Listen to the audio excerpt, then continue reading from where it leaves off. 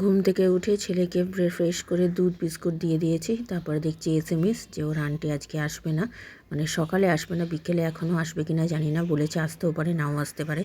তো যা গিয়ে পড়াশোনা করুক, করে নিয়ে আমি তা একটুখানি শুনলাম গিয়ে, আমি পরে একটু পরে উঠে পড়েছে দেখতেই পাচ্ছেন। আর এখানে সব পরিষ্কার হয়ে গেছে, এই যে আমার হাজব্যান্ড বসে আছে।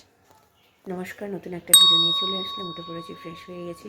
ছেলেকে বললাম স্নান করতে চলে যেতে, যেহেতু ওর আন্টি আসেনি আগেই বললাম, তো সেই জন্য বললাম যখন সময় আছে মাসি আসার আগে যা তুই বাথরুমে গিয়ে স্নান যা যা করার করে নিই, তাহলে তাড়াহুড়ো লাগে না। যেন মাসি আসলে ঢুকে গেলে প্রচণ্ড তাড়াহুড়ো লেগে যায়, অনেকটা দেরি হয়ে যায়। তো মাসিকে যতই বলি না কেন, মাসি 9টার আগে আসবে না, সেটা আমি ভালো করে বুঝে গেছি। তো যাই হোক, আজকে আমি আজ চা খাবো না, কারণ কি আমার একটু পেটটা প্রবলেম করছে, পেটটা মানে ঠিক নেই। যেহেতু কালকে মনে হয় দই খেয়েছি, দই খেলেই আমার এরকম হয় দেখেছি। তো যাই হোক, কিন্তু খেতে ইচ্ছে তো করে মাঝে মধ্যে। অনেক বছর পর হয় দই খেলাম, দই খাওয়াই হয় না, টক দই খাওয়া হয়, মিষ্টি দই খাওয়া হয় না। তো যাই হোক, খেয়েছি, এখন প্রবলেম হয়েছে, যার কিছু করার নেই। তো আজকে আর চা খাচ্ছি না, সেই জন্য দুধ জাল দিতে বসিয়ে দিয়েছি। ছেলে বেরোলে ছেলেকে তৈরি করব, করে নিয়ে তারপরে ওকে খাওয়াবো, যেমন খাওয়াই সময় মতো। এখন দেরি আছে, 9:30 নাগাদ খাওয়াবো। তো আগে জামা কাপড় পরিয়ে তৈরি করিয়ে দেবো, ধীরে সুস্থে করুক, নাহলে বড্ড তাড়াহুড়ো লেগে যায়। আর রান্না বলতে গেলে তো আজকে আর কিছু করবো না, কারণ কি ডাল আছে, শুধু ডিমের অমলেট করব। আর একটু ভাজা আছে, সে রেখে দিয়েছিলাম, ছেলে আজকে খেয়ে যাবে বলে, ফুলকপি আলু ভাজা, তো ওইটা দিয়ে খেয়ে চলে যাবে। আমরাও একটু করে সামনে নিয়ে নেবো, আর একটু ডিমের অমলেট ভেজে দেবো। আর আমার ছেলে বিকেলবেলা এসে ডিমের অমলেট দিয়ে ভাত খেয়ে নেবে। আর কালকে ও সকালবেলা দেখছি ও আলু সেদ্ধ করে দেবো, আলু সেদ্ধ ঘি দিয়ে খেয়ে চলে যাবে। তো এই প্ল্যানিং আছে। আর রাত্রিরের জন্য কী করবো সেটাই চিন্তার বিষয়, দেখি কী করা যায় রাত্রিরে। তো ঠিক আছে, চলুন আপাতত এখন যাই রান্নাঘরে গিয়ে দুধটা দেখি, নাহলে উতলে যাবে। আমি আবার পরে আসছি। দুধ জাল দিতে বসিয়ে দিয়েছি বললাম না, তো দুধ মোটামুটি জাল হচ্ছে, আর একটুখানি হবে। বাটিটা নামিয়ে দিয়েছি, অবস্থা খুব খারাপ বাটিটা। তো যাই হোক, আর এখানে আমার সব খাবার বের করে রেখেছি। ছেলের ডাল আছে, এখানে ভাজা আছে, এদিকে ভাত আছে। ভাতটা তো মানে যখন ছেলেকে সকালবেলা তুলেছি তখনই বার করে রেখে দিয়েছি, নাহলে বরফ হয়ে থাকে তো ছাড়তে যায় না, একটু মানে গরম করার পরেও ঠান্ডা থাকে, তাই জন্য বার করে রেখেছি। তো ঠিক আছে, চলুন দেখি মাসি কখন আসে, ছেলেকে স্নানটা করাই। তৈরি হয়ে গেছে, আজকে ফুল প্যান্ট পরে যাচ্ছি, প্রথম শীতকালের ফুল প্যান্ট বেরিয়েছে, তাই তো? ভালো লাগছে পরে? টাইট হচ্ছে নাকি? কোথায় টাইট হচ্ছে? কোমরে? ও একটুখানি টাইট হবে, ও ঠিক হয়ে যাবে। একদিন সবে প্রথম পড়ছিস তো, তাই জন্য পর দেখি, নাহলে পরে একটা নতুন কিনে দেবো। চলো যাও, এবার খাবে চলো। ছেলেকে তৈরি করে টিফিন দিতে চলে আসলাম। ওই যে বললাম টিফিন সব খেয়ে নেয় বলে কোনো মতে কচুরি নিয়ে যাবে না, তাই আমি বলেছি তোকে টিফিন দেবো না, রাগারাগি হয়ে গেছে আমার ওর সাথে। তো যাই হোক, এখানে দুটো কেক আর একটা বিস্কুট দিয়ে দিচ্ছি। আর এদিকে খাবার গরম করতে বসিয়ে দিয়েছি। মাসি চলে এসছে, মাসি বাসন মেজে জামা কাপড় কাচতে গেছে, সেই দেরি করেই এসছে। তো যাক গিয়ে আর কিছু বলার নেই, ওকে তৈরি করে বের করে দিয়ে ও বেরিয়ে যাবে। যেহেতু আজকে তাড়াতাড়ি যেহেতু হয়ে গেছে, আন্টি যেহেতু আসেনি, তাই তাড়াতাড়ি হয়ে গেছে। ছেলের খাবার বেড়ে নিয়েছি, খাওয়াতে বসে গেছি। ও তো জানেন ও একা হাতে খাবে না, আমাকে খাইয়ে দিতে হবে। তো ভেজ ডাল আছে আর ফুলকপি আলু ভাজা। তো সবজি সব একসাথে মিশে গিয়ে দেখতে বোঝাই যাচ্ছে না যে ফুলকপি আলু ভাজা কোথায়। তো খেতে কিন্তু অসাধারণ হয়েছে, আর আমার ছেলে খুব তৃপ্তি করে খেয়ে গেছে। আজকে কোনো কিছু জ্বালাইনি যে খাবো না করে। স্কুলের জন্য বেরিয়ে যাচ্ছে, তো কাকু বললে চলে আসবে, তো অলরেডি এখন চলেও এসছে হয়তো। তো তারপরে আমাদের রুটি করার মাসি ফোন করে বলছে যে ওর দিদির তো জানেন ও শরীর খারাপ, এই জন্য আসছে না। তো এখন বোনের ওপর চাপ পড়ে গেছে, আজকে আবার নাকি ওর মা পড়ে গিয়ে হাত পাত কেটে গেছে। তো বলছে আজকেও আসতে পারবে না মনে হয়, জানি না সঠিক বললো একবার যে আসবো, আবার বলছে আসবে না একবার, তাই ফোন করি দেখি কি বলে। তো মুশকিল হয়ে যাচ্ছে, বাইরের রুটি আমরা খেতে পারি না, খুব কোটাকুটি করতে চলে আসলাম। কোটাকুটি বলতে পেঁয়াজ আর লঙ্কা কাটা, আমাদের ডিমের অমলেটের জন্য ডিম বার করে রেখেছি, ডালটা বার করে একটুখানি পাতলা করেছি, ঘন হয়ে গেছিলো। আর ভাতও বসিয়ে দিয়েছি, ওইদিকে আমার হাজব্যান্ড স্নান করতে চলে গেছে, স্নানও হয়ে যাবে।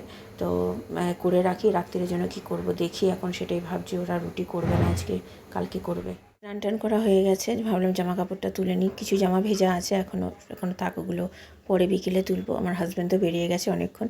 আমার শীতকালে সব নাইটিগুলো বের করলাম, গরমকালে নাইটিগুলো সব তুলে দিলাম, মানে এখনও তোলা হয়নি, কাঁচা হলে তারপরে তুলবো। তো এবার যাবো রান্নাঘরে, ডিমের অমলেটটা করবো, নিয়ে গরম করে খাবো ভাত। ডিমের অমলেট করা আমার হয়ে গেছে, এই মাত্র শেষ হলো। আর এদিকে আমার এটা গরম করে নিয়েছি, ডালও গরম করে নিয়েছি, ভাত নিয়েছি, চলুন আগে বেড়ে নিই, আর একটু লেবু কাটবো। এই আমার খাবার আজকে আমার ছড়ানো, ডালটা একটু বেশি তো, তার জন্য মনে হচ্ছে এরকম।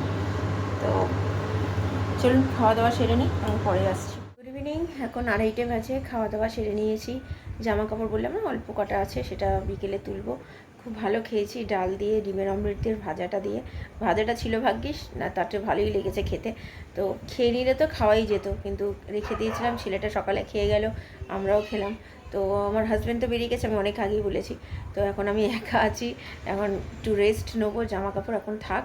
আর এখন বিকেলবেলা আজকে রুটি করতে আসবে না। আজকে বললাম না যে আমার যে করে রুটি, তো তার মা আজকে রাস্তায় পড়ে গিয়ে মানে লেগেছে, চোট লেগেছে, হাত পা কেটে গেছে।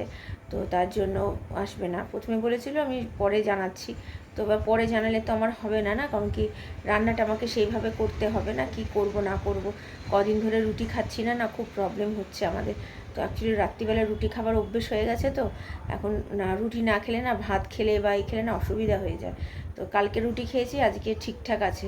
আবার যদি আজকেও রুটি করবে না, তো ভাত তো আমি কিছু করিনি, এখন আমার বাইরে থেকেই খাবার খেতে হবে, কিছু করার তো নেই। আমার হাজব্যান্ড বললে আর কিছু করার না, আমার বিকেলবেলা পড়ানো আছে, আমি যে কিছু একটা করব সেটার সময় আমার নেই, সত্যি কথা বলতে। আমি যদি করতে থাকি তাহলে আর পড়াবেটাকে। আর এত 1 সপ্তাহ ধরে ছেলেটা পড়েনি, তো আজকে আসছে, ওকে তো আর এইভাবে এমনি করে ছেড়ে দিতে পারি না, আমার তো একটা দায়িত্ব আছে। তো এই হচ্ছে ব্যাপার, তো দেখা যাক। তো ঠিক আছে, চলুন এখন একটু রেস্ট নেবে, পরে ছেলে আসলে বিকেলে সামনে আসছে। স্কুল থেকে চলে এসছে, তো এসে আজকে ফুল প্যান্ট পরে গেছে বললাম না, তো বললে মামা একটু ঠান্ডা ঠান্ডা ছিল, আজকে ভালোই হয়েছে ফুল প্যান্ট পরে গেছি। তাই বললাম স্কুলে কি হয়েছে, কাজ ফাজ হয়েছে কিনা স্কুলে পড়াশোনা, বলে হ্যাঁ হয়েছে। আর এদিকে ভাত গরম করে ডিমের অমলেট ঘি দিয়ে লঙ্কা দিয়ে দিলাম, ও নিজে একাই খেয়ে নেবে, জানেন তো এইসব খাবার হলে আমাকে আর খাওয়াতে হয় না। ছেলে সন্ধে দিতে বসে গেছে, ছেলে মাসি এখনও কাজ করছে, এখন 6:30 বাজে, আমার স্টুডেন্ট এই মাত্র ঢুকলো। এই যে কিরে কেমন আছিস রে, যাও তুমি সন্ধে দিয়ে দাও। তো সন্ধে দিক, অনেক দিন পর 1 সপ্তাহ পর ঢুকলো, ওরও শরীর ভালো ছিল না, তো এসছে পড়াই। তো ঠিক আছে চলুন, আমার ছেলে সন্ধে দিয়ে নিই, কারণ আমি গরম জল খেয়েছি এই যে কাপে। তো আমি এখন পড়িয়ে নিয়ে পরে আসছি আবার। আমি কাপড় ভেজাতে চলে আসলাম, আমার আন্টির সাথে একটু কথা বলছিলাম, তাই একটু দেরি হয়ে গেল।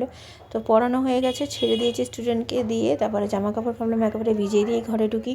আজকে এমনিতে অনেকটা দেরি হয়ে গেছে, তারপরে মাসির সাথেও আজকে একটু মানে বিকেলবেলা দেরি করা নিয়ে একটু মানে কিটির বিটির লেগে গেছিলো, কি করব, ডাকতে যেতে হয়েছে, ছেলেটা একটু ঘুমাবে, ঘুমাতেও পারলো না, ডেকে আবার ডাকতে দিলাম। এসছে 6:05 আজকে, জানেন। গুড ইভিনিং, ইভিনিং নয় 9টা বাজতে চললো, গুড নাইটের দিকেই যাচ্ছে। তো বললাম জামা কাপড় ভিজিয়ে টিয়ে আসে বসলাম, এখন আর ভাল লাগছে না, বুঝতে পারলেন তো, মানে মাথা টাথা পুরো ধরে রয়েছে আজকে, মানে বিকেলবেলার পর থেকে মানে শুধু চিল্লিয়ে গেছি। মানে মাসির সাথে একক্ষেপ হলো, মাসি দেরি করে মানে 6টা বেজে যায়, তাকে আমার ছেলেকে, বেচারা ছেলেটা একটু শুয়েছিল ঘুমাবে বলে তোকে তুলে দিয়ে পাঠালাম, নাহলে ও আসবে মানে মাসির আসতে আরও দেরি হতো তাহলে। তাও তো আজকে কাজ করে গেছে, 6:30 বেজে গেছে, 6:30, হ্যাঁ 6:30 বেজে গেছে। তো তারপরে যেহেতু বিকেলবেলা কাজটা কম থাকে তাই তাড়াতাড়ি হয়ে গেছে, নাহলে আরও দেরি হতো। তারপরে আবার আমার স্টুডেন্ট পড়তে এসছে আজকে অনেক দিন পর, 1 সপ্তাহ পর। মানে কি বলবো, মানে কিছু বলার নেই, কিছু মানুষকে আমি কাউকে দোষ দিচ্ছি না, হয়তো ভুলই হয়েছে তার। গত মাসের মাইনেটা আমাকে দেয়নি, তার আগের মাসের মাইনেটাও উনি আমাকে দেননি। তো এবার একসাথে ভেবেছিলাম উনি আমাকে মাইনেটা দিয়ে দেবে, তো আমি আর ওনাকে মনে করাইনি যে আমাকে মাইনেটা দেবেন। তো আমি একবার শুধু বলেছিলাম যে আমার 2 মাসের মাইনে আছে বাকি, তো আমাকে সেটা দিয়ে দেবেন। তো ওনাকে আমি অনেক দিন আগেই বলেছিলাম, তো আমি জানি হয়তো দিয়ে দেবে। তো এবার আজকে এই মাসের প্রথমের দিকে একটা মাসের মাইনে দিয়েছে, তখন আর আমি কিছু বলিনি, আমার লজ্জা লাগে বলতে। তো আমি বললাম হয়তো উনি দিয়ে দেবেন, হয়তো কদিন পর দেবেন, সেই জন্য আমি আর কিছু বলিনি। তো আজকে ফোন করেছি, যেহেতু মাস শেষ হতে চললো, তখন বললাম যে আপনি গত মাসের মাইনেটা দিলেন না, তাহলে আমাকে সেই মাইনেটা দিলে ভালো হয়। তখন উনি বলছেন যে হ্যাঁ আমি তো দিয়ে দিয়েছি। আমি দিয়ে দিয়েছেন, তাহলে দিয়ে দিলে কি আমি তাহলে আপনাকে ফোন করে বলি?